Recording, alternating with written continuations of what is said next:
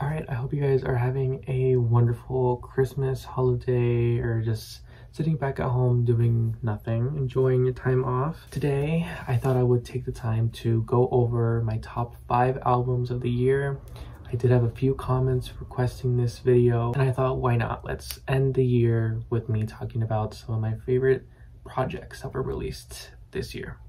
So we're just gonna start off with High Road by Kesha. This album, I thought this album came out last year in 2019, just because it feels like it was so long ago, but it came out in January, like near the end of January, and it feels like it was ages ago. But yeah, this is one of my favorite albums of the year, number 5, because I don't know, the songs off this album made me feel like I was a little kid again, you know, like in middle school, all like happy, like don't have to worry about fucking anything. Like Birthday Suit, I love Birthday Suit. Kinky, that's a really good one as well.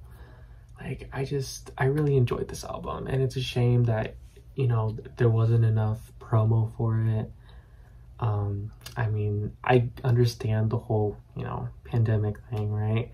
But you know, she was gonna do a whole world tour and everything, and like the whole thing was just scrapped basically, and it sucks. And so it made me feel happy, and it made me feel like, you know, nostalgic, I guess. Maybe that's what it is. It's just nostalgia. Next up, the 4th best album of 2020 and for me was Chromatica. Now, I was kind of skeptical of Chromatica. I really wanted her to kind of go back into her art pop and finish what she started with art pop, and with songs like Stupid Love that leaked, and songs like what was it called, Sour Candy. Like, I really thought she was gonna kind of tap back into art pop, which she kind of did. I mean, I feel like Chromatica is like, has a little bit of everything, has a little bit of Born This Way, a little bit of art pop, and a little bit of Chromatica, you know, its own unique sound. But yeah, overall, I really enjoyed it. I played it non-stop. After the album came out, I wasn't like a huge fan of it. It took me a while to enjoy it. And yeah, I mean, it took me a while to really like the songs. To like Sign From Above, I absolutely hated that song when I first listened to it, and now it's like one of my favorites. I like Sign From Above. Babylon, I really want the House Labs version of Babylon. Like, that was, if there was a version of the songs to put on the album, it was that one. I don't know why she didn't do it, why she changed it. I don't get it, because the original one, that one was like a fucking pop. Like, that one was really good. But hopefully we're gonna get an official release of that remix soon-ish, maybe when she, you know, I feel like she's gonna release like a Chromatica deluxe edition, what she did with the Fame Monster. She did like a little EP. So I don't know, I feel like she's not gonna let Chromatica die like this, you know, because obviously she had a lot of stuff planned for this year for Chromatica, and she wasn't really able to do a bunch of that stuff. So I feel like she's gonna try to revive the era next year. Hopefully will include the remix version of Babylon. And next up, at number 3, we have Future Nostalgia, which, oh my gosh, this was really hard, because I really wanted to put this at number 2, but there's, you know, the next album I actually liked it a bit better. But for Future Nostalgia, like, this album, it's just like, it's non-stop hit after hit. It's such a good record. Like, Dua Lipa's really coming out on top. Like, she's really busting her ass for this era. Like, she said, coronavirus, who? Like, she put on, like, she recently did, like, a virtual concert. She's doing a bunch of performances, interviews. Like, she's really going all out, and she does not give a fuck if there's a fucking virus around or anything.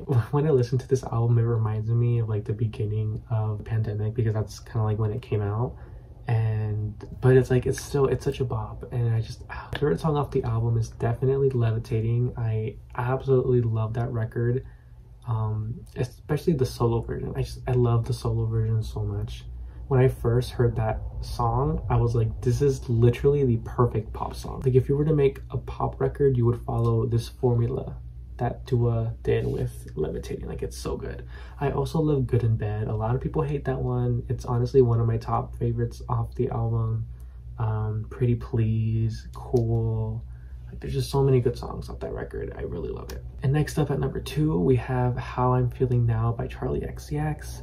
This one was also really tough. I really wanted to put this one at number 1, but then I was like, you know what, there's another record that I enjoyed much more. I mean, not much more, I enjoyed it like a bit more. You know, these albums, okay, I'm getting ahead of myself, but how I'm feeling now, it's a really great record. I mean, for how quickly she was able to create this and put it out, it's really like top quality. Like, this album was really, really well made considering the parameters in which, you know, it was made in. And it has one of my favorite songs of all time, Party For You. Like, that song is like, it's just so good. Party For You, it's amazing. And then anthems as well. I love anthems. That song just goes fucking hard as hell. Yeah, I love the album, and it's one of those albums that, like, it really tells a story, you know. Like, it's, I don't know how to explain it, but like, I could listen to it from beginning to end, which I can't really do with most albums. Most albums, there's just a song that like I have to skip, but this one I can listen to it from beginning to end and really, you know, be able to enjoy it, the whole experience, or the whole like way through, which, like I said, I'm not able to do with most albums. And yeah, I love this album. It's really good. It's really well made. And I'm glad it's getting some recognition. It's getting put on some lists of the top albums of 2020, and I'm really glad. I'm really happy for her that she was able to accomplish this and able to put an album out, you know, that quickly. Like, that's honestly, it's still like, it amazes me that she was able to do this in such a short amount of time. But finally, for my number 1 album of the year, for most, it's not going to be a surprise. It's Positions by Ariana Grande. Yeah, like, I don't know what to say. Like, this album is just like, this is the album I didn't know I needed. Like, when I found out that this album was releasing, I honestly like passed out. I was like, what? Like, I couldn't even believe it. And actually, when Positions came out, I wasn't a huge fan of the song, but I was like, you know what, I'm not gonna let this song speak for the album. I'm gonna wait for the album to come out. And I kid you not, when I first started Shut Up and it went to 34, 35, I was like, damn, this might be my new favorite Ariana Grande album. If you've been following my channel for like any period of time, you would know that my favorite album of all time is Sweetener by Ariana Grande. Like, I literally even have a poster with like a signed copy of the album like hung up in my room. I'll put like a little picture here if I can. Yeah, it's like my favorite album of all time.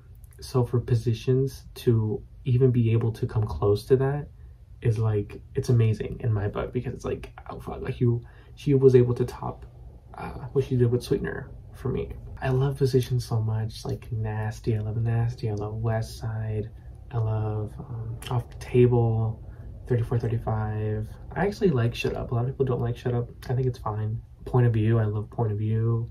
I love the entire album. It's really good. And yeah, that was my number 1 pick for 2020. Like I said, it's probably not a surprise to, you know, some of you. All right, so that was my top 5 favorite albums of 2020. Let me know your guys' list in the comments below.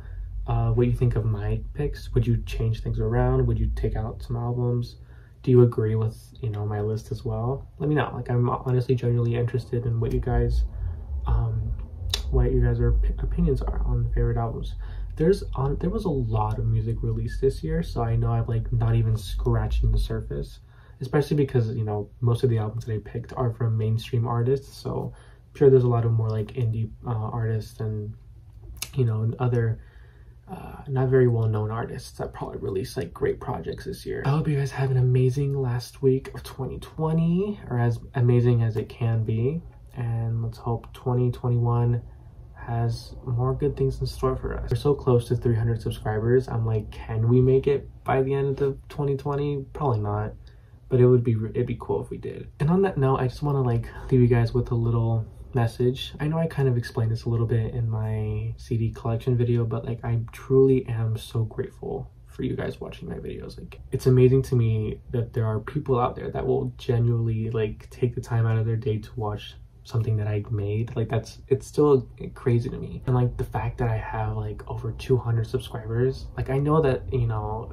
when you think about it, that's not really like much, it's little, but for me, like I imagine like 200 people in a room, and then those people like wanting to watch my videos. Like, it's crazy. But yeah, and I'm really excited to see where 2021 is going to take us, you know. This channel, I hope we can get, I mean, we can maybe even get to 1,000. I want to get to the point where I can make posts on YouTube, because you have to hit a certain amount of subscribers before you can make like posts. So hopefully we can reach like 1,000 subscribers in 2021. If we do, I'm honestly gonna like lose my shit. Like, that's insane to me if I reach that many. Yeah, I mean, if you like my videos, share them with your friends or other people that you think would like them. You know, anything helps in getting the word out there, because you know, this is what I love to do. Like, I love making these videos, and I love talking about music and having discussions with people about music. This is like, you know, a passion of mine. I love this. Like, I love interacting with you guys as well.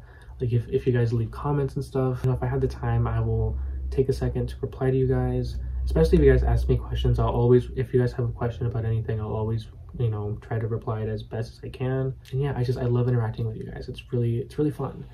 And yeah, so other than that, I hope you guys, like I said, have a great end of 2020, and here's to bigger and better things in 2021. Bye.